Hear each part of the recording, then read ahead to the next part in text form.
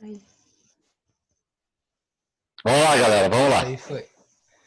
Então, o que são as reações alcali-agregados? Essa é uma patologia que ocorre no concreto endurecido, então, entre os álcalis, que geralmente são derivados do sódio e potássio. E esses álcalis vão reagir, então, com os hidróxidos alcalinos que estão presentes no concreto. E esse é um ataque, então, que interfere diretamente na durabilidade das estruturas. É um ataque que ocorre de dentro para fora do concreto. Isso. Ele surgiu por volta da década de 40, por ali, 30, 40, lá se eu não me engano, na Inglaterra, Estados Unidos, alguma coisa assim, não estou bem lembrado agora.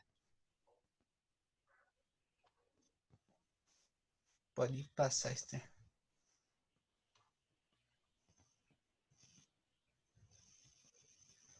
Então, basicamente, nós vamos ter a reação entre os álcalis, que na maioria das vezes é proveniente do cimento, os agregados reativos e a água que é usada para a fabricação do concreto.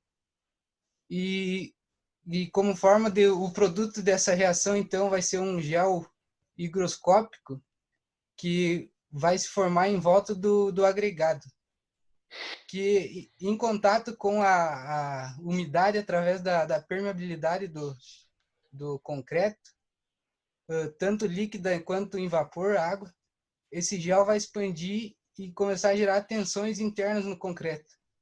E se o concreto não for resistente o bastante para superar essas tensões, vai causar nas fissuras e trincas.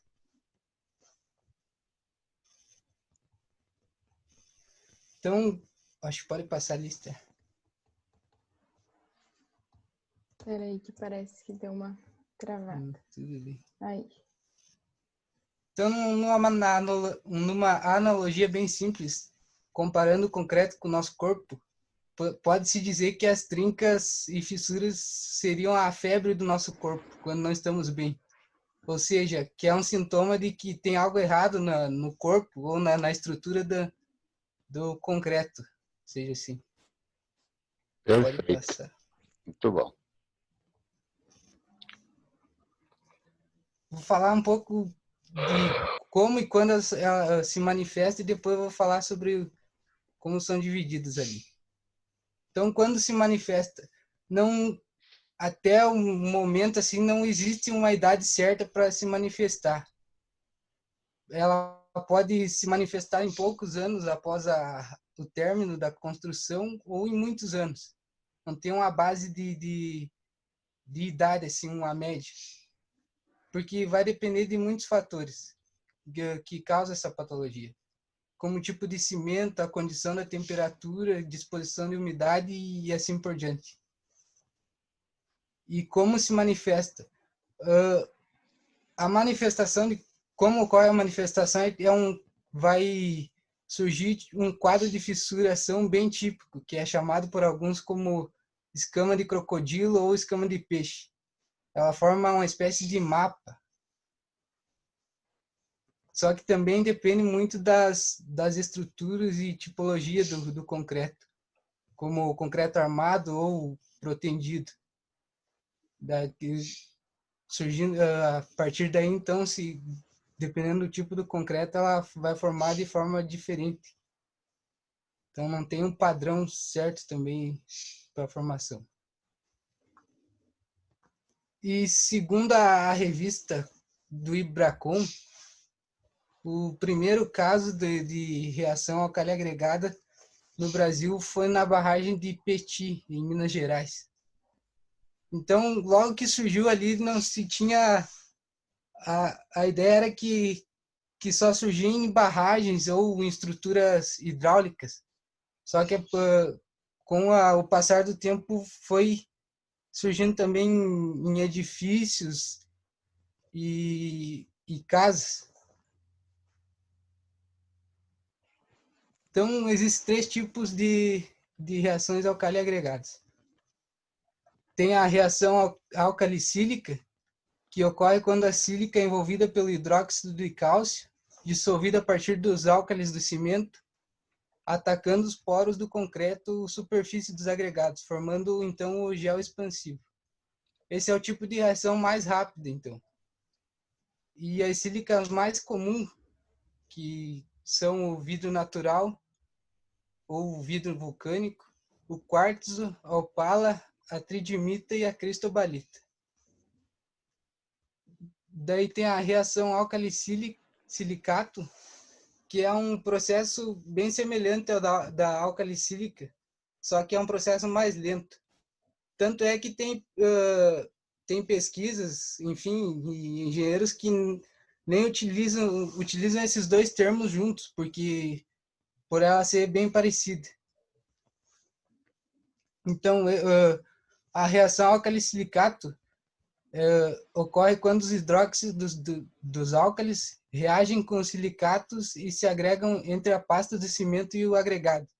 Então, a partir daí, vai formar o gel sílico-alcalino, que também vai se expandir. E essa é a reação mais frequente no Brasil, devido ao grande uso do quartzito, granito e gneiss como agregados. E também tem a reação álcali-carbonato. Essa aqui não é muito comum, tanto é que, pelo menos aqui no Brasil, tanto é que é utilizado o termo reação álcali-agregado, já se sabe que é a reação álcali-silicato ou a alcalicílica. Então, basicamente, acontece com os calcários dolomíticos, não tem a formação do gel expansivo, mas tem a expansão do mineral brucita e a formação dos compostos cristalizados como os carbonatos alcalinos, carbonatos cálcico e silicato magnesiano.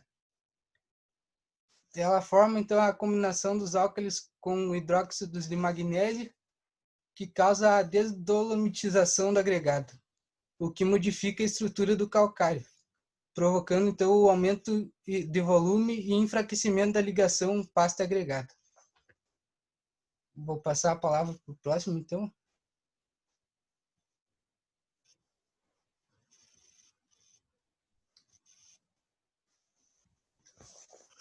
Bom, no piso de concreto, as fissuras são mais comuns aparecerem elas de forma de manchas ou até de fissuras ou de desgaste superficial. Elas têm essa diferença comparada às outras formas verticais, como em barragens e prédios, devido que normalmente isso é causado pelo peso, excesso de peso sobre ela. Quando o piso já possui um revestimento sobre ele, esse revestimento pode ser... É o João Pedro que está falando? Oi? É o João Pedro que está falando? Tá, beleza. Isso.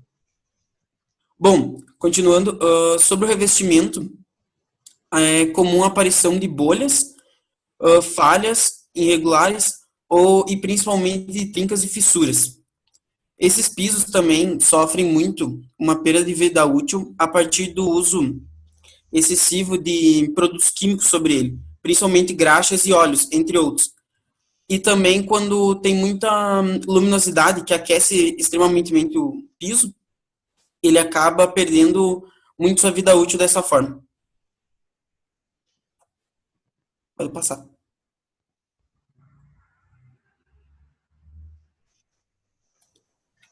Então, assim, agora eu prossigo com a fala do João. Assim, na maioria dos casos, para a gente recuperar essas fissuras ou trincas que acontecem, ela acaba por ter um custo que, assim, ele é meio inviável, porque no final das contas, se tu juntar todos os custos e colocar na ponta da caneta, acaba por se igualar ou até mesmo ele ultrapassa o custo que você teve na obra do piso em si.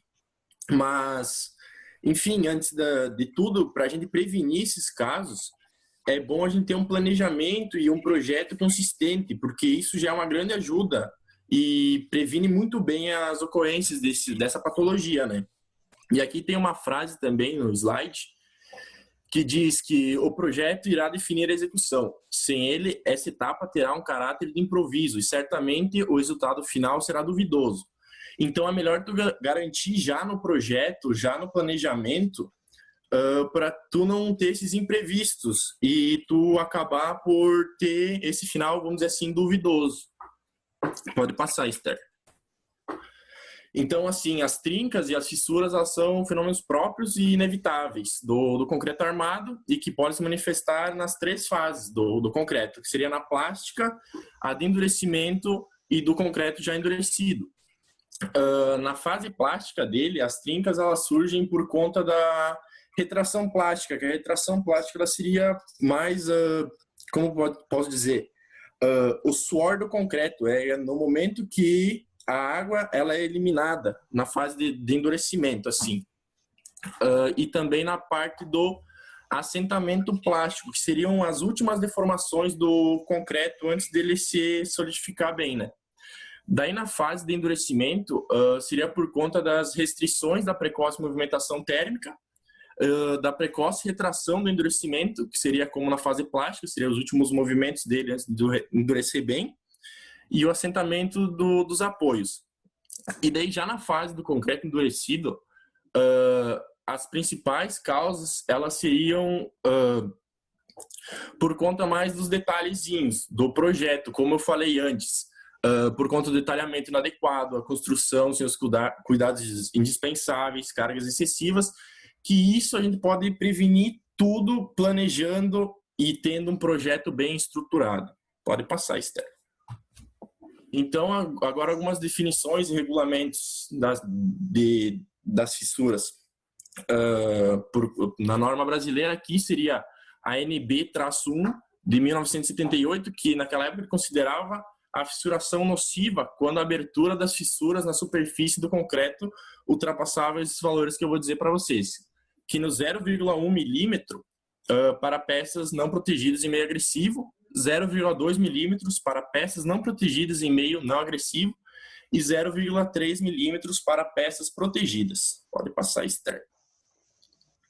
E daí já na NBR-6118, que seria já de 2003, ela considera a abertura máxima característica das fissuras desde que não exceda os valores de 0,2 milímetros e 0,4 milímetros, conforme a ação da combinação, né? E daí já para as ativas, né, que seriam para as passivas dos concretos armados, e para as ativas ela seria mais rígida, porque as ativas ela teria o problema de maior corrosão sobre a tensão, né? Então, esses limites eles são mais restritos por conta da agressividade do meio ambiente. E era isso. Passo minha palavra para o João. Aí, valeu, Adriel. Tá bom, eu vou falar um pouco sobre a recuperação das fissuras. O tratamento das fissuras, ele difere muito dependendo da causa e da classificação dela. Por exemplo, tem alguns métodos que a gente pode usar para diminuir a expansão dessas fissuras. Nas reações de álcalicílica e álcalicilicato, que foram as 2 primeiras que o Geasi falou antes, a gente usa alguns cimentos inibidores ou a adição de escória, que é obtida nos altos fornos, que a gente viu em algumas aulas atrás, ou também o uso da pozolana, que são pequenas rochas que, quando elas são moídas e misturadas com o cal, ela dá ao cimento uma maior impermeabilidade dele. E, no caso das reações de álcool e carbonato, as escórias e as pozolanas elas não são eficazes. Então, a prevenção é feita usando alguns agregados inertes ou reduzindo o teor dos álcalis no concreto. Por exemplo, quando não é muito grave assim, é comum o tratamento aplicar algumas tintas ou alguns selantes flexíveis. Mas quando a fissura é maior, a gente precisa fazer alguns passos e uns métodos para determinar qual produto que se usa para injeção no tratamento. E então, por exemplo, a causa da fissura tem que saber, porque não tem como tratar um efeito sem saber a causa dele. Pode ser uma fissura de retração, que é a redução do volume que ocorre na massa do concreto devido à perda de água. Nós também precisamos levar em conta algumas propriedades do material que vai ser injetado, como o módulo da elasticidade dele, para saber se precisa de um material flexível, se pode ser usado um material rígido. O módulo da elasticidade, ele usa geralmente uma pasta de gesso, e aí gruda ela na fissura e espera em torno de 24 horas. Se essa pasta de gesso trincar, quer dizer que a fissura trabalha. Então, o material que tem que ser usado não pode ser um rígido. A gente também precisa saber a viscosidade dele. Porque se for uma fissura muito pequena, uma mini fissura, a viscosidade tem que ser mínima possível desse material. E também precisa saber qual vai ser o método de injeção para assim poder prosseguir. Pode passar, Esther. É importante frisar de novo que a causa tem que ser tratada antes da correção das fissuras, porque o problema pode vir a acontecer de novo. E também ficar atento, porque qualquer pequena fissura que não chame muita atenção, ela pode levar a um grande problema futuramente. Pode passar.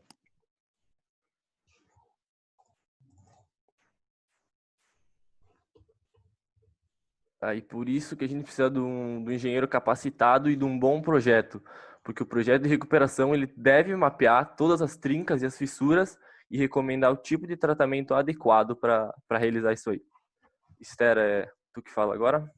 Isso aí, João. Bom, eu vou falar sobre os tipos de trincas, mas antes de eu falar sobre isso, eu vou citar uma experiência que a gente teve aqui na empresa. Eu trabalho em uma empresa de pavimentação e a gente pegou uma licitação em Canela e a gente tinha que fazer um piso de concreto. Só que, o que aconteceu? No projeto não estava especificado como que deveria ser feita a cura do concreto. Então, até depois, o concreto acabou trincando, a gente teve que levar nosso engenheiro para lá, a gente teve que fazer vários testes para ver se era uma trinca ativa, porque, como o João falou, a gente tem que descobrir a causa antes para depois poder tratar. A prefeitura, a engenheira, queria que a gente arrancasse toda a calçada de concreto, só que acabaria gerando muito gasto, tanto para a empresa como para a prefeitura, porque para eles ia gerar mais tempo, porque ia ser necessário fazer aditivo de prazo, um monte de coisa. Então, a gente acabou levando o engenheiro lá para estudar sobre as trincas. Inclusive, professor, uma parte do material que eu coloquei nos slides é de um curso que a minha mãe fez nesse meio tempo, para estar meio ciente para conversar com os engenheiros da prefeitura. E o que aconteceu? Foi visto que as trincas não estavam causando danos à estrutura, então elas eram superficiais, eram só mais em questão de estética mesmo. Foi resolvido com as engenheiras, eu tenho umas fotos que eu coloquei aqui no final. Aqui aparece até o piso tátil que foi posto, que ele está quebrado porque o pessoal não respeitava o tempo de secagem, então eles iam pisar... Aqui foi a empresa do teu pai que construiu? Isso mesmo. Sim. E aí o pessoal não respeitava o tempo de secagem, até eu não coloquei as imagens, mas tem uma imagem que o pessoal foi e pisou em cima, estragou, e aí a prefeitura estava dando em cima da gente, só que aí nesse caso não seria culpa nossa, né? Mas aí nessa segunda imagem dá para ver que tem uma mancha preta, que foi um teste que a empresa fez para ver como ficaria, só que aí quando ele secou ele ficou muito escuro e a engenheira não aceitou, claro, né? Não ia ficar bonito esteticamente, então a gente aplicou uma manta líquida nas fissuras, nas trincas que tinha. E aí depois ele acabou ficando um pouco manchado ainda aqui. Ali na segunda imagem dá para ver minha mãe abaixada analisando para ver como é que tinha ficado. Mas as engenheiras... Isso é uma lição, ó. Isso tudo é uma lição prática, engenheiros. Eu falei que os seminários era para vocês já começarem a se formar engenheiro agora. Olha aí uma prática do que acontece no trabalho de engenharia. Isso mesmo. E aí depois a engenheira veio cobrar da empresa, porque ela disse que tinha que ser feita a cura do concreto mantendo ele úmido, né? Porque o calor do sol não secasse ele e acabasse trincando. Só que ela não especificou como que deveria ser feita a cura do concreto. E aí, quando acabava o horário de trabalho dos funcionários, eles iam embora. E aí, o que aconteceu? Um dia ela enviou uma mensagem para o meu pai, falando que tinha trincado e que era culpa da empresa porque ela queria uma manta de bedim que fosse colocada em cima da calçada para que mantesse úmido. E aí depois, enfim, daí a gente consertou as fissuras e tudo mais, só que ela não tinha colocado no orçamento e não tinha colocado no projeto essa manta. Então foi um erro que partiu da engenharia também. Por isso que o projeto é importante. Como o engenheiro faz o projeto, o edital, ele tem que cuidar o que ele coloca para que depois não acabe gerando danos para a empresa que vai executar o serviço e para a prefeitura também. Mas falando sobre os tipos de trincas, Tem as trincas ativas, que são as trincas causadas por dilatação e contratação térmica. Como o João falou, são feitos testes para saber se ela ainda está ativa, que é quando ela ainda está tendo efeitos, ou seja, ela ainda está se trincando, ela ainda pode ficar mais funda e pode acabar estragando toda a edificação. No tratamento das trincas ativas, cujas as causas não possam ser eliminadas, tornando-as passivas. Então, um modo de você ver se ela é uma trinca ativa é medir através do monitoramento a amplitude da movimentação da trinca. Definir se é necessário tratar a trinca ativa como junta móvel. Selecionar um selante plástico e o comprimento que a junta móvel a ser criada deve ter para absorver a movimentação da trinca ativa. Com um cinzel, alargar a trinca ativa para o comprimento calculado da junta móvel. Limpar e secar a trinca alargada com jateamentos de água e ar. Também tem as trincas especiais, que é os elementos cujas trincas no concreto têm origem em corrosão de armaduras, que aí seria a reação sílica agregado, ou excesso de cloretos na composição do cimento, que deve ser objeto de um estudo especial. E nessas trincas com origem em corrosão de armaduras, há também a necessidade de remoção de concreto e de todo o tratamento dado à corrosão de armaduras. E temos as trincas passivas. Nas trincas passivas, que não são as de tipo especial, os procedimentos convencionais obedecem às seguintes etapas. Secar a trinca com jato de ar, selar as superfícies da trinca para impedir o epóxi de vazar quando a sua injeção, fazer furos ao longo da trinca, espaçamentos de 10 a 10 centímetros e ligeiramente mais profundos que a trinca, introduzir tubos plásticos nos furos com as pontas salientes de 10 centímetros e fixadas no selante. Era isso aí. Passo a palavra para o Renato. Bom, professor, então assim, agora eu vou falar um pouco mais aprofundado que o Adriel já comentou e que o João Riva também já deu uma citada. Muita gente pergunta se essas fissuras elas têm uma solução, um jeito de não acontecer. Tá? Isso não tem ainda uma solução, ainda não foi achado um jeito de evitar que isso aconteça. Mas tem sim um jeito de fazer uma recuperação, de recuperar essas fissuras depois que acontecer. Como o João até comentou ali, elas têm um custo elevado, mas só que quando se tem um problema, muitas vezes um custo elevado, tu não vê como ele é elevado, no caso, tu só quer resolver o teu problema. Então, dependendo do ponto de vista, ele acaba sendo um custo que vai te ajudar muito. Tá? Então, é por isso que existem alguns materiais que podem ajudar nisso. Eu primeiro, antes de citar alguns tópicos do próximo slide, eu vou te explicar para vocês, no caso, o que são esses materiais que existem para ajudar nisso. Tá? Tem o microcimento, que ele é aplicado, no caso, em camadas. Ele é como se fosse um selador para pintura, como se fosse uma massa corrida. Que tu vai aplicar ele em camadas, no caso, vai passar umas 6 a 10 demãos dele. Tá? Ele é um trabalho rápido e prático. É uma opção boa. Ele vai te ajudar por causa que ele fortalece a estrutura, ele distribui, no caso, a tensão da tensão no geral, no caso, tá? E ele é muito recomendado, é um dos mais usados, no caso, porque ele é recomendado para tanto áreas úmidas quanto áreas secas. Só ele não pode ser colocado em superfícies de deformação, como madeiras, essas coisas. Pode ser posto em áreas externas e internas e é aconselhado para piso, parede, indiferente na verdade.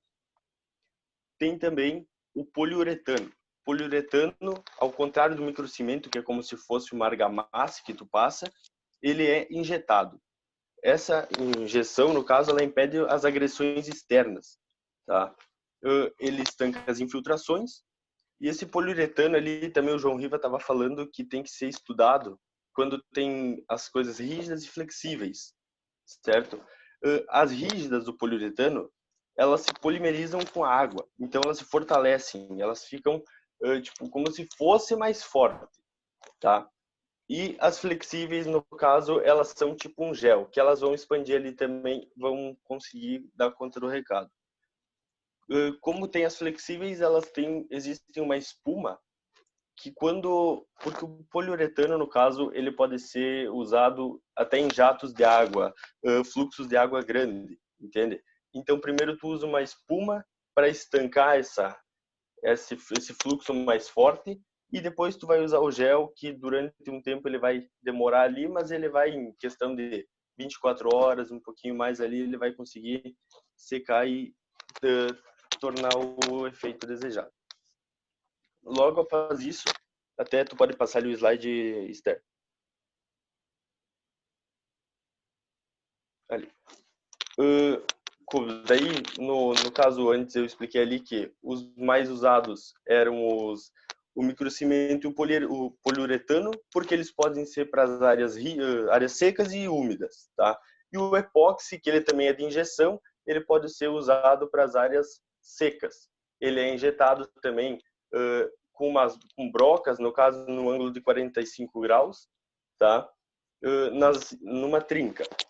Quando ele é injetado, ele vai demorar um certo tempo, ele não pode ser em um ambiente úmido, por causa que ele pode acabar perdendo o efeito dele, como se fosse dizer, atrapalhando na química dele.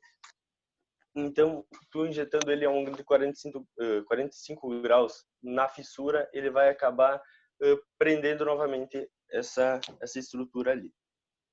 Os microcimentos, eles são muito utilizados também, por causa que o fato deles conseguirem tornar uma estrutura toda mais, distribuir a tensão entre a estrutura, tornar ela mais rígida, ao contrário dos outros que são injetáveis e vão corrigir, no caso, ao local apenas o local que elas são injetadas ali, que seria o da fissura.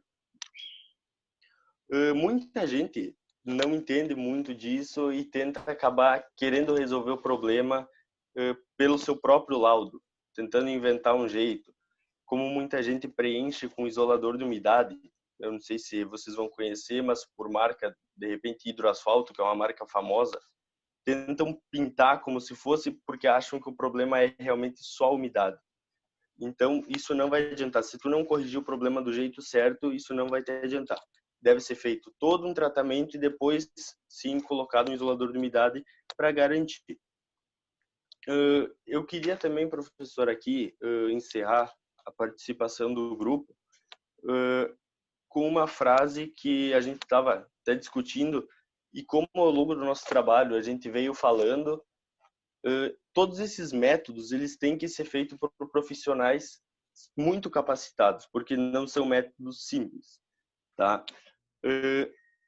Desde a correção, como tu tem que pegar um engenheiro bom para analisar, como tu tem que pegar um engenheiro bom para tua obra, tá? Para não te dar problema. E ao longo dessa,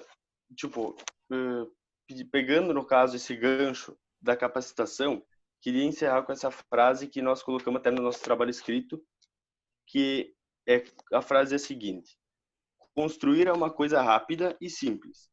Agora, construir algo com qualidade é algo complexo e desafiador. Essa frase ela vem motivando muita gente pelo fato de que a indústria da construção civil ela tem um futuro muito promissor daqui para frente.